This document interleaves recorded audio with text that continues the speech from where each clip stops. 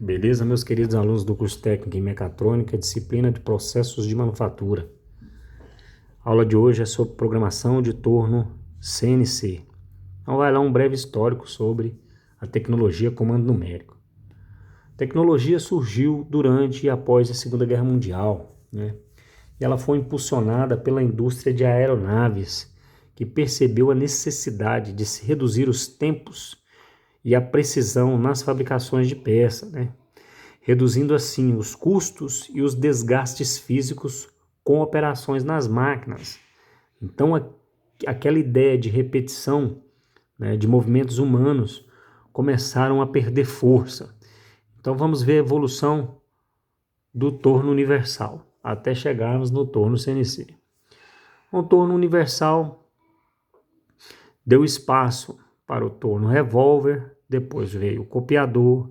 Assim foi surgindo as máquinas automáticas com programações elétricas e mecânicas, até chegar no torno CNC.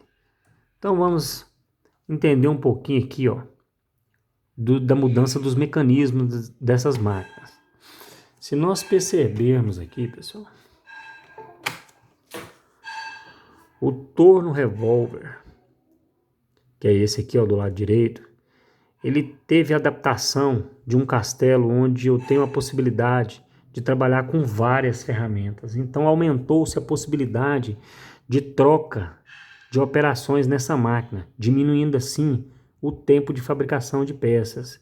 E se nós percebermos aqui, ó, os volantes que nós tínhamos nos carros dos tornos convencionais, deu lugar às alavancas, onde os movimentos de deslocamento dos carros eram mais rápidos e diminuía assim o tempo de fabricação de peças. Depois surgiu o torno copiador, onde o próprio nome já diz, que é um torno que faz a cópia de uma outra peça que nós chamamos de peça-mãe. Então, se nós percebermos aqui, ó, onde eu faço a fixação da ferramenta, eu tenho um componente hidráulico, que nós podemos perceber as mangueiras hidráulicas aqui, ó, onde aqueles volantes foram perdendo espaço. Então, os movimentos que aquelas alavancas que nós realizávamos em alavancas já passou a ser realizado por essa unidade hidráulica aqui, ó.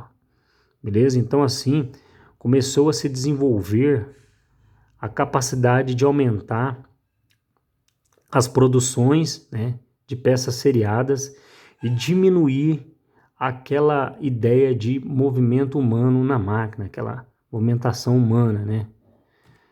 Até nós chegarmos no CNC, que é esse torno aqui, ó, onde nós ganhamos aqui um computador, né? Então eu tenho um software aqui, ó, rodando todo o comando dessa máquina, onde a ferramenta, né, ela percorre uma trajetória numa linguagem matemática de planos cartesianos, ou seja, as coordenadas cartesianas. Nós vamos ver isso agorinha, como é que funciona isso. Então, pessoal, se percebermos aqui, ó, o sistema de fixação desse torno, ele trabalha todinho protegido por essa célula aqui, ó, que chamamos de célula de proteção. Essa máquina desenvolve rotações muito altas, né? Então a probabilidade de uma colisão aqui, de atingir o operador, aumentou muito. Então houve-se a necessidade de aumentar a segurança dessa máquina, né, colocando essa célula de proteção aqui.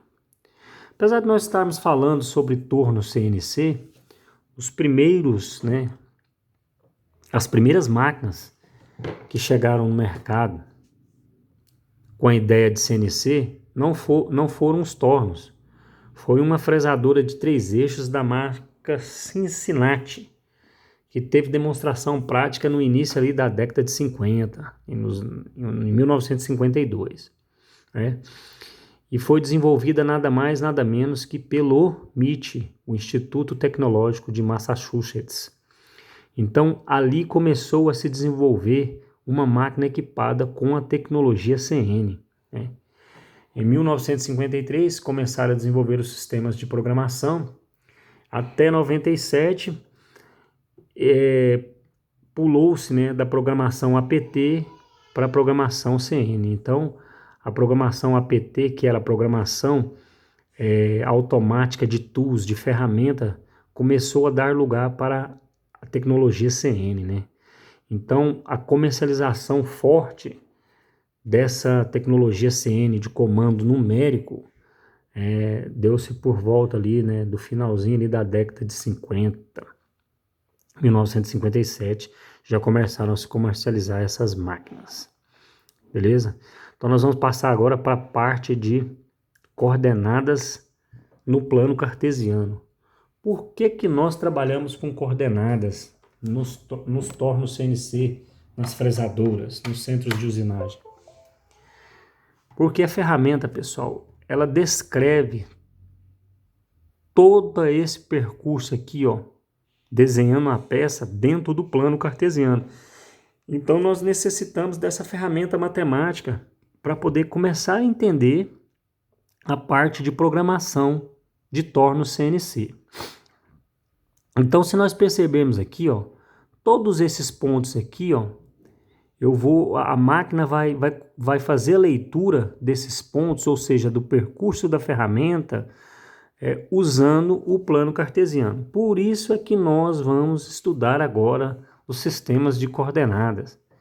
Aí você pensou que você nunca ia usar isso na sua vida, né? Tá aí, ó, uma ferramenta matemática, né, muito poderosa, simples, e que nós vamos começar a entender a programação através dela. Então veja bem, o plano cartesiano sempre tem esse sinalzinho aqui, ó, que nós chamamos de ponto zero, né? Lá na programação nós chamamos de zero peça. Então aqui inicia-se toda a referência de leitura de sistemas de coordenadas, né? Se nós percebermos o eixo, né, os eixos estão, né, se cruzando exatamente nesse ponto aqui, ó. Então ele é o ponto zero, o zero peça na programação. Quando nós aprendemos, né, o sistema de cartesianos, né, sistema de coordenadas, nós enxergávamos sempre a letra X aqui e a Y aqui, ó, no eixo da vertical aqui, ó. Porém, na programação, nós trocamos essa letra por Z e por X, porque é uma linguagem universal que eles fizeram dessa forma. Então, nós vamos já começar a estudar sistemas de coordenadas já usando a letra C. E se nós percebermos aqui, ó, a letra Z, ela sempre está referenciando ao eixo de comprimento da peça, ó. E o X sempre o eixo que demonstra o diâmetro da peça. Então vamos lá, ó. Vamos achar cada pontinho desse aqui, ó, que descreve teoricamente o percurso da ferramenta aqui dentro dessa tabelinha. Então vamos lá, vamos achar esses pontos aqui. O ponto 1 está exatamente na origem, ó. Então se nós percebermos, ó, aqui na tabelinha, para Z ele está em 0 e para X também em 0. Por quê? Porque ele está exatamente em cima da origem. Agora nós vamos descrever essas coordenadas Z e X do resto dos pontos aqui. Então vamos para o ponto 2. Saindo do ponto 1 para o ponto 2, quantas unidades eu percorri em X e quantas unidades eu percorri em Z? Olha, em Z eu não percorri nenhuma unidade. Eu continuo ainda em cima do ponto 0. Então o ponto 2, o valor para ele é de 0. E em X eu percorri 60 unidades. Ó. Então eu tenho no P2 Z de 0 e X de 60. Vamos para o P3. Vamos interpretar o ponto 3. No ponto 3, em Z eu percorri 10 unidades e em X eu ainda continuo ali, ó, em 60 unidades. Então eu tenho 10 positivos no P3 para Z e X de 60, perdão, X de 60. Vamos para o ponto 4. Eu desci aqui, ó, do ponto 3 e vim para o ponto 4 aqui, ó. Então, se eu observar, em Z eu rodei quanto para o ponto 4? Eu ainda continuo em 10. Então, eu tenho para o ponto 4 Z de 10 e X de 40, porque eu parei aqui, ó, 1, 2, 3, em 40 no eixo X. Vamos então sair do ponto 4 e ir para o ponto 5. Beleza. O ponto 5, pessoal. O ponto 5 eu tenho para Z, eu percorri 1, 2, 3, 4. Eu percorri 4 unidades para Z e para X também 4 unidades. Ó, vamos sair aqui percorrendo para o ponto 5. A referência dele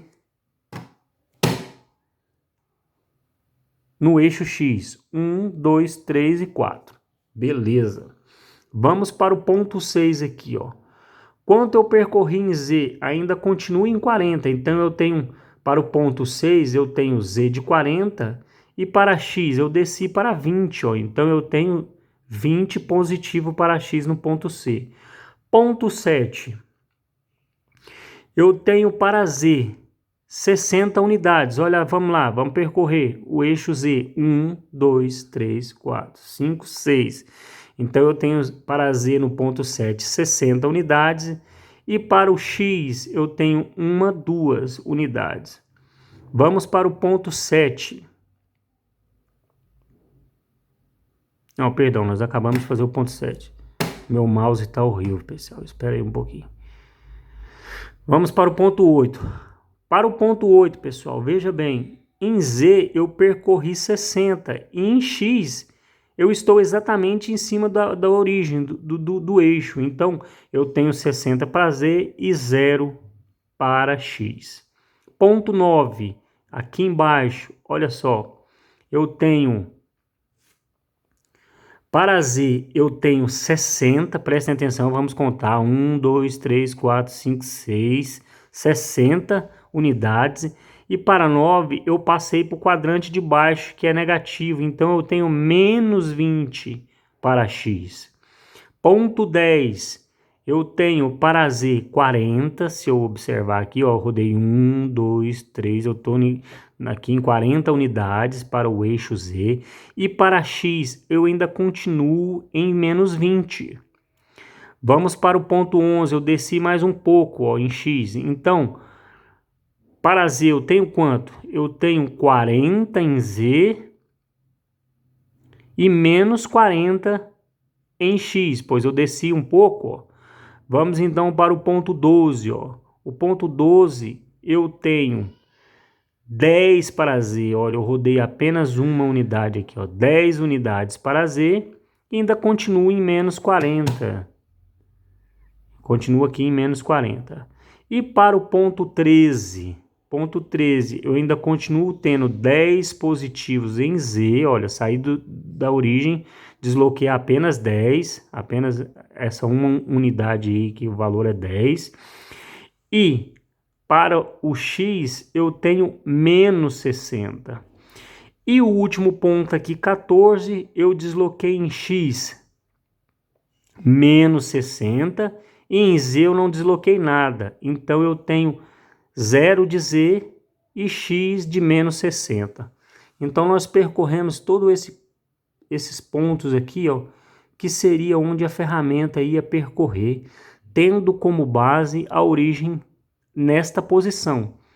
Porém, eu posso trazer essa origem e colocar ela aqui, ó. Vai mudar toda essa parte das coordenadas aí, ó. Então vamos fazer um exercício, pessoal. Eu quero que vocês agora desenvolvam o exercício, marcando esses pontos aqui, ó, jogando a origem do outro lado aqui, ó, que na maioria das vezes nos torna o CNC, nós colocamos o zero peça exatamente aqui, ó, nesta posição, para evitar colisões, mas isso é um assunto para mais tarde. Então eu vou parar a aula agora e vocês vão correr e fazer esse exercício lá no sala de aula. Um abraço a todos e até agorinha.